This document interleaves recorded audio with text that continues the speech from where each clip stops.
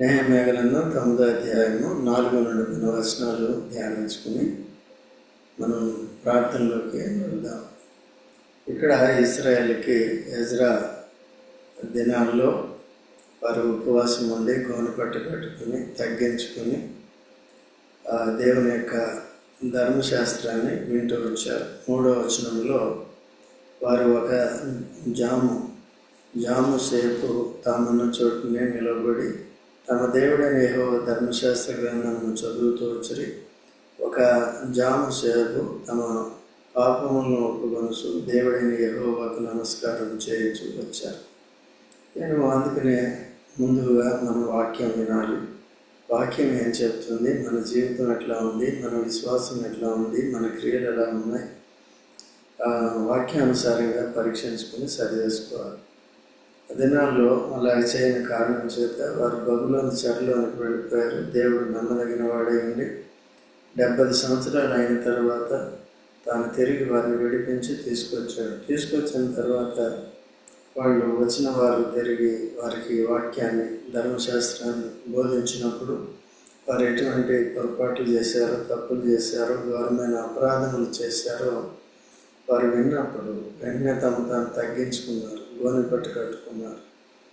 తర్వాత కొన్నిసార్లు వాళ్ళు బూడిదను కూడా తమ నెత్తి మీద పోసుకున్నారు.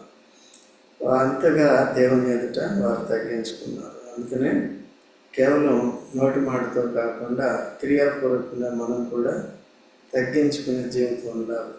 దీనులకి దేవుడు కురిపిస్తాడు, దీనుల్ని హెచ్చిస్తాడు, గర్విష్ఠుల్ని అణిచివేస్తాడు. వారు గర్విష్ఠులుగా ఉన్నప్పుడు బబులోను బానిసత్వంలోకి వెళ్ళిపోయారు. దీనిలో అయినప్పుడు తిరిగి తీసుకొచ్చాడు. తప్పిపోయిన కుమారుడు కూడా గర్వంగా ఉన్నప్పుడు లోకంలోకి వెళ్ళిపోయి నష్టపోయాడు. చావు బతుకుల్లో ఉన్నప్పుడు తగ్గించుకున్నప్పుడు మారు మనసు పొందినప్పుడు తిరిగి తీసుకొచ్చారు. మనం కూడా క్రీస్తుని ఎరకముందు, క్రీస్తుకి లోబడక ముందు మనం కూడా గర్విష్ఠులుగా ఉన్నాం. అయితే మనల్ని దీనులుగా చేసి తీసుకొచ్చారు. అందుకనే మత్తయి సువార్త 5వ అధ్యాయం 3వ వచనంలో ఆత్మ విషయమే దీనులైన వారు ధన్యులు, వారు దేవుని పరలోక రాజ్యం వారిది. వెరీ గుడ్, బాగా చెప్తారు. సో ఆత్మ విషయమే దీనులైన వారు ధన్యులు, పరలోక రాజ్యం. దేవుడు కోరుకునే దీనత. అందుకనే దేవాతి దేవుడైన దేవుడు అందరికంటే పైన ఉన్నవాడు, రాజులకు రాజు, దేవులకి దేవుడు, భూమి ఆకాశము సముద్రమును సృష్టించిన దేవుడు. ఆయనే తగ్గింపు ఏంటనే చూపించాడు. ఈ లోకానికి దిగి వచ్చి పశువుల తొట్లో పర్రట పెట్టుబడి మన నిమిత్తము తన ప్రాణాన్ని పెట్టడానికి, శిలువ యాగానికి తాను అర్పించుకున్నాడు, రక్తం కార్చాడు. మరణాన్ని జయించిన తర్వాత తిరిగి తాను మొదట్లో ఏ స్థానంలో ఉన్నాడో ఆ స్థితిలోకి తిరిగి వెళ్ళిపోయాడు. అయితే మన పాపాన్ని పరిహరించాడు, మనల్ని రక్షించాడు. క్రీస్తులో మనం దీనులుగా ఉండాలి. క్రీస్తు పరిశుద్ధుడు కనుక, పరిశుద్ధపరచడానికి వచ్చాడు కనుక మన తప్పులు ఒప్పుకొని పరిశుద్ధపరచబడాలి. తర్వాత పరిశుద్ధంగా జీవించేది నేర్చుకోవాలి. తర్వాత ప్రార్థన చేయాలి. ఆ విధంగా దేవుడు మన వాడిని సిద్ధపరిచాడు, మనం కూడా ఆ రీతిగా సిద్ధపడాలి. 4వ వచనంలో లేవీయులలో యేషువ, బాని, కద్మియేలు, షెబన్య, బున్ని, షేరాబ్య, బాని, కెనాని అనేవారు మెట్ల మీద నిలబడి ఎలుగెత్తి తమ దేవుడైన యెహోవాకు మొరపెట్టారు. ఇక్కడ లేవీయుల్లో కొంతమంది ఏం చేశారంటే ఎలుగెత్తి దేవునికి ప్రార్థన చేశారు. ప్రార్థన ఆలకించే దేవుడు కనుక ఆ దినాల్లో వారు చేసిన తప్పులను బట్టి, వారికి ప్రస్తుతం ఉన్న అవసరాన్ని బట్టి, ఆధ్యాత్మిక అవసరాలను బట్టి వారి తిరిగి దేవుడు వాళ్ళని అక్కడి నుంచి తీసుకొచ్చాడు. కాబట్టి బబులోని చెర నుంచి తిరిగి దాన్ని స్వాధీనపరచుకోవాలి, దేవుని సేవ చేయాలి. అటు భౌతిక జీవితంలో సెటిల్ అవ్వాలి, ఆత్మీయ జీవితంలో కూడా సెటిల్ అవ్వాలి. సో భౌతిక జీవితం డిస్టర్బ్ అయినప్పుడు ఆత్మీయ జీవితం డిస్టర్బ్ అవుతుంది. ఆత్మీయ జీవితం డిస్టర్బ్ అయినప్పుడు భౌతిక జీవితం కూడా సరిగ్గా ఉండదు. ఎందుకు బతుకుతున్నామని మనకి అర్థం కాదు. దేవుని బిడ్డలైన మనము భౌతిక విషయాల మీద ఆశ పెట్టుకోకూడదు, మనసు పెట్టుకోకూడదు. ఎప్పుడూ కూడా మొదటగా దేవుని రాజ్యాన్ని, నీతిని మాత్రం వెతకాలి. అప్పుడు ఇవన్నీ కూడా మనకి ఇస్తారు. సో చాలామంది క్రైస్తవులు ఏం చేస్తారంటే భూ సంబంధమైన వాటి మీద మనసు పెట్టుకుంటూ ఉంటారు. అలా లేకుండా వాక్యం ఎంత చెప్పినా కూడా మనసు ఎప్పుడు కూడా భూ సంబంధమైన వాటి మీద వెళ్ళిపోతుంది. అట్లా చేయకూడదు. లోక సంబంధులు అట్లా చేస్తారు. దేవుని బిడ్డలు దేవుని రాజ్యానికి ప్రథమ స్థానం అనేది ఇవ్వాలి. తర్వాత 5వ వచనంలో ఎలుగెత్తి వారు ఏం చేశారు? లేవీయులు కొంతమంది వారి పేర్లు చదువుకున్నా మొదలుపెట్టారు, దగ్గరగా ప్రార్థన చేశారు. 5వ వచనంలో అప్పుడు లేవీయులైన యేషువ, కద్మియేలు, బాని, హషబ్నయ, షేరేబియా, హోదీయ, షెబన్య, పెతహు అనువారు నిలువబడి నిరంతరం మీకు దేవుడైన యెహోవాను స్తుతించడని చెప్పి ఇలాగ స్తోత్రము చేశారు. తర్వాత వారే ఏం చేశారంటే వారికి నేర్పిస్తున్నారు. ప్రజలందరికీ కూడా ఇలా చేయాలని తెలియజేస్తున్నారు. మొట్టమొదటిగా ప్రార్థన చేశారు, తప్పులు ఒప్పుకున్నారు. రెండవది ఏం చేశారంటే వారు దేవుణ్ణి ఏ రీతిగా ఆరాధించాలో అనే విషయాన్ని తెలియజేస్తున్నారు. ఏమని చెప్పారు? నిలబడి నిరంతరము నీకు దేవుడైన యెహోవాను స్తుతించు. తాత్కాలికమైన దేవుడు కాదు మన దేవుడు. లోకంలో ఉన్నవారు అలా ఉండొచ్చు, అటువంటి వారే. అయితే మన దేవుడు శాశ్వత కాలంలో ఉన్న దేవుడు. శాశ్వత కాలం నుండి శాశ్వత కాలం వరకు ఉండే దేవుడు. ఆయనే స్తుతింపబడే దేవుడు. కనుక యెహోవాను స్తుతించడని చెప్పి ఇలాగ స్తోత్రం చేశారు. ఏమని స్తోత్రం చేశారు? సకల ఆశీర్వచన స్తోత్రములకు మించిన మీ ఘనమైన నామం స్తుతింప. సకల ఆశీర్వచన స్తోత్రములకు ఉంచారు. దేవునికి స్తోత్రం ఎలా కలుగుతుందంటే ఆశీర్వాదానికి, నరునికి తాను ఇచ్చిన ఆశీర్వాదాన్ని బట్టి ఆశీర్వాదం పొందిన వారి దేవుణ్ణి స్తుతించాలి. వింటున్నామమ్మా? దేవుణ్ణి ఎవరు ఆశీర్వదించాలి? ఎవరు స్తుతించాలి? ఎవరైతే ఆశీర్వదింపబడ్డారో వారు. ఆశీర్వదింపబడిన వారు ఏం చేయాలి? చూడండి, ఎఫెసీయులకు రాసిన పత్రిక 1:3 చదవని త్వరగా ఎవరైనా. ఎఫెసీ 1:3. ప్రభువైన యేసుక్రీస్తు యొక్క తండ్రియగు దేవుడు స్తుతింపబడును గాక. ఆయన క్రీస్తునందు పరలోక విషయములలో ఆత్మ సంబంధమైన ప్రతి ఆశీర్వాదమును మనకు అనుగ్రహించెను. ఎందుకు దేవుని స్తుతించాలంటే భూ సంబంధమైన వాటిని బట్టి కాదు. అది ఈ భూ సంబంధమైన వాటిలో మన ఎఫర్ట్ ఉంటుంది. ఆత్మ సంబంధమైన వాటిలో మన ప్రయత్నం ఏమాత్రం ఉండదు. మనం రక్షణ పొందాలంటే యేసు ప్రభువే ప్రాణం పెట్టాడు. కానీ నీవు జీవనోపాధి సంపాదించుకోవాలంటే బీటెక్, ఎంటెక్ చదువుకోవాలి, ఉద్యోగ ప్రయత్నం చేయాలి. ఉద్యోగం వచ్చాక కష్టపడి పని చేయాలి. రెక్కాడింది డొక్క ఆడదు. అయితే ఆత్మీయ జీవితానికి దేవుని యొక్క అవసరం ఉందండి. కాబట్టి క్రీస్తు లేకపోతే మనకి పాప క్షమాపణ లేదు, క్రీస్తు లేకపోతే మనకి పరలోకము లేదు. ఈ భూలోక జీవితం తాత్కాలికం. ఇవాళ ఉన్నాం, రేపు ఉంటామో లేదో తెలియదు. ఇంకా వయసు ఉన్నప్పటికీ కూడా యేసు ప్రభు వచ్చాడు అనుకోండి, ఈ లోకయాత్ర వదిలేసి మనం వెళ్ళిపోవాలి. లేకపోతే ఎన్నో విపత్తులు జరుగుతున్నాయి, ఎన్నో యాక్సిడెంట్లు, అపాయాలు జరుగుతున్నాయి, ఎంతోమంది చనిపోతున్నారు. రోజు కూడా లేచిన వెంటనే ఒకవేళ వార్తలు వినేవాళ్ళు వార్తలు వింటే ఏముంటాయండి? అందరూ ఎంతమంది చనిపోయారు, అంతమంది చనిపోయారు. ఆ బస్ కాలిపోయింది, ఈ బస్ కాలిపోయింది, ఆ ట్రైన్ కాలిపోయింది, ఈ ట్రైన్ కాలిపోయింది. సో అటువంటి పరిస్థితులు ఉన్నాయి. అయితే ఈ లోకంలో మనం ఉంటామని మనకి నిరీక్షణ లేదు. మనం పరలోకానికి వెళ్ళే నిరీక్షణతో భూమి మీద చాలా జాగ్రత్తగా జీవిస్తున్నాం. కాబట్టి దేవుడు క్రీస్తులో మనకిచ్చిన ఆత్మ సంబంధమైన ప్రతి ఆశీర్వాదాన్ని బట్టి దేవుణ్ణి మనం కూడా ఏం చేయాలి? స్తుతిస్తుంది. ఎప్పుడు స్తుతించాలి? ఎల్లప్పుడూ. ఆయన చేసిన ఉపకారములు, మేలును గుర్తు చేసుకుంటూ దేవుణ్ణి స్తుతించాలి. తర్వాత ఇలాగూ మించిన ఘనమైన నామం స్తుతింపబడుగాక. ఏంటంటే నీవే అద్వితీయుడు అయిన యెహోవా. అద్వితీయుడు అంటే అర్థం ఏంటి? అంటే దేవుడికి ప్రత్యామ్నాయం లేదు, ఇంకొకరు లేరన్నమాట. నాకు ఇంకొకరు ఉంటారు, నీకు ఇంకొకరు ఉంటారు. మనకి మనుషులకి ప్రత్యామ్నాయం ఉంది. నేను లేకపోతే ఇంకొకరు ఉంటారు, నువ్వు లేకపోతే ఇంకొకరు ఉంటారు కదా. అయితే మన దేవుడికి ఇంకొకరు లేరు.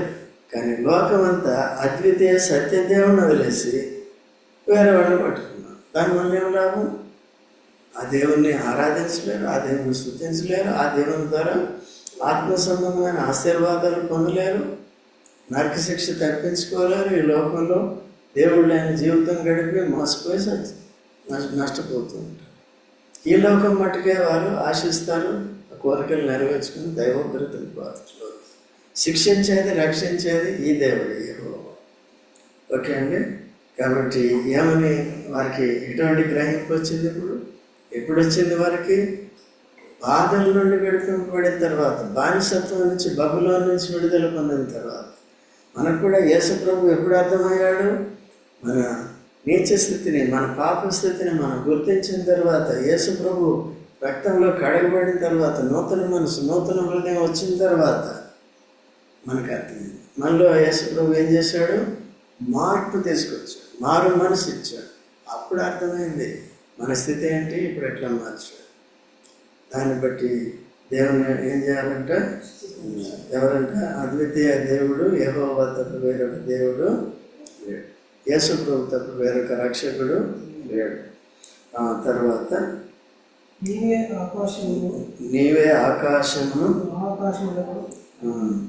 వాటి భూమిని దానిలో ఉంటున్నది అంతటిని సముద్రములను వాటిలో ఉంటున్నది అంతటిని సృజించి వాటిని అన్నిటినీ కాపాడువాడు ఆకాశ సైన్యములకు నీకే నమస్కారం చేస్తుంది. ఎందుకు నమస్కారం చేస్తుందంట? ప్రకృతి భూ సంబంధంగా కూడా మనం చూసినప్పుడు భూమిని, ఆకాశమును, మహాకాశములను ఎవరు సృష్టించారు? మన దేవుడే సృష్టించారు కదా. తర్వాత ఇంకా వాటిని సృష్టించి వాటిని ఏం చేస్తున్నాడంట? కాపాడుతున్నాడు. గాలి ఆపేశాడు అనుకోండి, గాలి ఎవరి చేతిలో ఉంది? సృష్టించిన సృష్టికర్త. మీరందరూ నన్ను పూజించట్లేదు, నన్ను ఎరగలేదు, యేసు ప్రభువుని అంగీకరించలేదు అని గాలి ఆపేశాడు అనుకోండి, ఏమవుతారు? అందరూ చచ్చిపోతారు కదండి. అందుకనే ఆయన కాపాడుతున్నాడు, సృష్టించి వదిలేదు.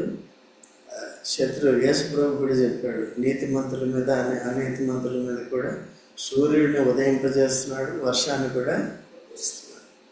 అయితే వారు టైం ఇస్తున్నాడు, సమయం ఇస్తున్నాడు. ఎరగాలి, క్రీస్తు యొద్దకు రావాలి, పాప భారం తొలగించుకోవాలి, పాప శిక్ష తొలగించుకోవాలి,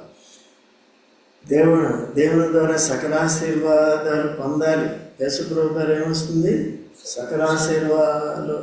ఆశీర్వాదాలు వస్తాయి, అవన్నీ పొందాలని కోరుతున్నారు.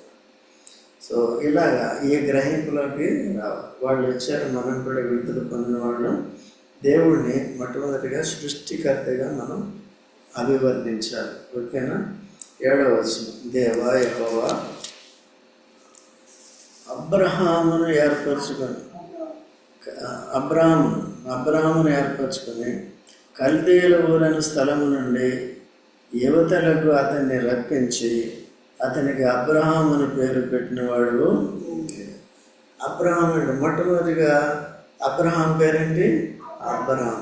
ఎలాగైతే పౌలు పేరు సౌలు, అలాగా మొదటి పేరేంటి? అబ్రహాం. అబ్రహాం అంటే అర్థం ఏంటి? హెచ్చింపబడిన తండ్రి. హెచ్చింపబడిన తండ్రి. అబ్రహాం అంటే అర్థం ఏంటి? జనములకు తండ్రి. జనములకు. ఇప్పుడు మన తండ్రి భౌతికంగా ఇప్పుడు ఎవరు? అబ్రహాం. అందుకనే యేసు ప్రభువుని అంగీకరించి దేవుని పల్లెల్లో అయిన తర్వాత కూడా అబ్రహాము సంతానం, వీరును అబ్రహాము సంతానం. అంటే అబ్రహాముకి దేవుడు ఏం చేశాడంటే తన కుమారుడైన ఇస్సాకుని దేవునికి అర్పించమన్నప్పుడు అర్పించడానికి సిద్ధపడిపోయే కత్తి కూడా ఎత్తేసినప్పుడు నీవు నాకు భయపడుతున్నావని దీన్ని బట్టి తెలిసింది. నిన్ను బట్టి ఈ భూమి మీద ఉన్న సకల జనులను, సకల కుటుంబాలని కూడా నేను ఆశీర్వదిస్తానని చెప్పాను. అందుకని యేసుప్రభు వచ్చాడు. యేసుప్రభు ద్వారా అటు యూదులకి అన్ని జనులకి సకల ఆశీర్వాదాలు ఇవ్వటానికి యేసుప్రభు వచ్చి తాను శాపగ్రస్తుడై మనల్ని ఆశీర్వాదానికి పాత్రులుగా చేశాడు. మన శాప పాపాలు తన మీద వేసుకున్నాడు. సో కనుక అబ్రహాం ఏమయ్యాడు? ఇప్పుడు అబ్రహాం అంటే వట్టివాడు అనుకున్నాం. ఇప్పుడు ఏమయ్యాడంటే జనములకు తండ్రి అయిపోయాడు. అబ్రహాము విశ్వాసమును బట్టి విధేయతను బట్టి తన కుమారుని అర్పించిన కారణం చేత దేవుడు వాగ్దానం చేసి ఇప్పుడు దేవుడు తన కుమారుడైన యేసు ప్రభువును అబ్రహామును బట్టి అందరినీ ఆశీర్వదించడానికి సెలవులు అర్పించాడు. ఇస్సాకుని నేను అర్పించాడా? లేదు. ప్రాణంతో తెచ్చి ప్రాణంతో తీసుకెళ్ళాడు. అంటే దేవుడు కేవలం ఆయన ఏం చేశాడు? పరీక్షించాడు. ఇస్సాకు బదులుగా పొట్టేలు వధింపబడి, అయితే ఆ పొట్టేలు ఎవరు? యేసు. యేసు ప్రభు మనందరి కొరకు నిజంగా వధింపబడ్డాడు, మరణాన్ని జయించాడు. ఆ యేసు ప్రభు ద్వారా మనకేమొస్తున్నాయి? సకల ఆశీర్వాదాలు పొందిన తర్వాత మనం ఏం చేయాలి? దేవుణ్ణి స్తుతించాలి. ఏమని స్తుతించాలి? భూమిని, ఆకాశము, సముద్రము, అందులో సమస్తమును సృజించిన అద్వితీయ సత్యదేవుడు నీవే, నీవు తప్ప వేరొక దేవుడు లేడు. మేము కూడా పాపులమేండి, నరకానికి వెళ్ళవలసిన మమ్మల్ని కూడా రక్షించడానికి యేసుక్రీస్తు ప్రభుని కుమారుడైన యేసును పంపించావు. మా పాప శిక్షలో భరించాడు, రక్తం కార్చి మరణాన్ని జయించాడు. ఆ విశ్వాసం మనకిచ్చాడు. మన పాపాన్ని క్షమించి మనకు కూడా పరసంబంధమైన ప్రతి ఆశీర్వాదాన్ని ఇచ్చాడు. భూమి మీద కూడా మన అవసరాలన్నీ కూడా తీరుస్తున్నాడు. కాబట్టి మనం కూడా దేవుని స్తుతించే వారిగా ఉండాలి. తర్వాత ఏమైంది? యువతలికి రప్పించి పేరు పెట్టినవాడు అబ్రహాము ఉన్నప్పుడు అవతలు ఉండేవాడు, అబ్రహాం అయినప్పుడు యువతలికి వచ్చాడు. ఓకేనా? తర్వాత అంతవరకు చదివాం. ఎంతవరకు చదివాం? 8 చదవండి.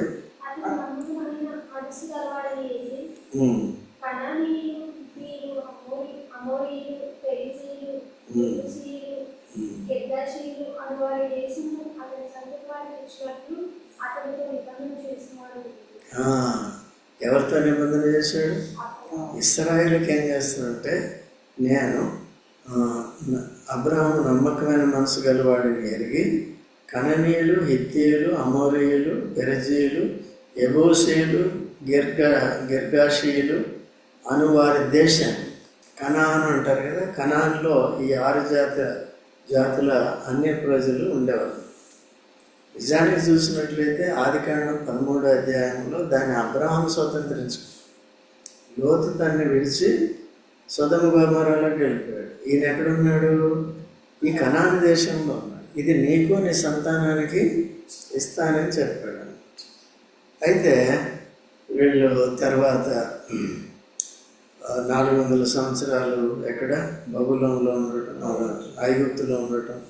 వారిని తిరిగి విడిపించిన తర్వాత 40 సంవత్సరాల అరణ్యంలో ఆ మొదటి తరం వారు విశ్వసించకపోవటం, దేవునికి లోబడకపోవటం, వారు చనిపోవటం, తర్వాత వారికి పుట్టిన పిల్లల్ని ఏం చేశాడు? కాలేబు, యెహోషువ ద్వారా నడిపించాడు. ఈ కనాను వారికి స్వతంత్రం. ఇప్పటికీ కూడా ఎవరి దేశం ఇది? అబ్రహాం సంతానమైన ఇశ్రాయేలు దేశం. కనుక అయితే ఆ విధంగా వారికి ఇచ్చాడు. అలాగే మనకు కూడా ఇప్పుడు మనకి భూసంబంధమైన కణాలు కాదు, మనకు ఏంటిది? పరసంబంధమైన కణాలు. అదే పరలోకం. ఏది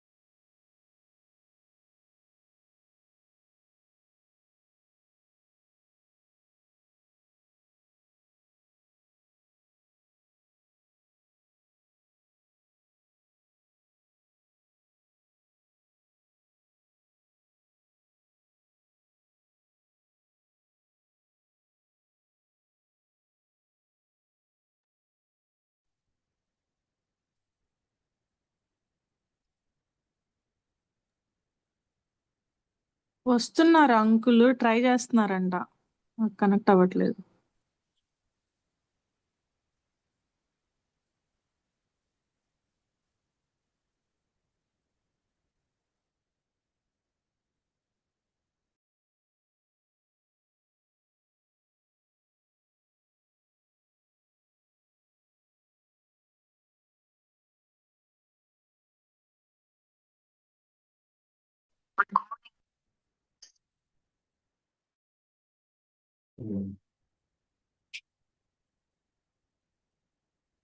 కాబట్టి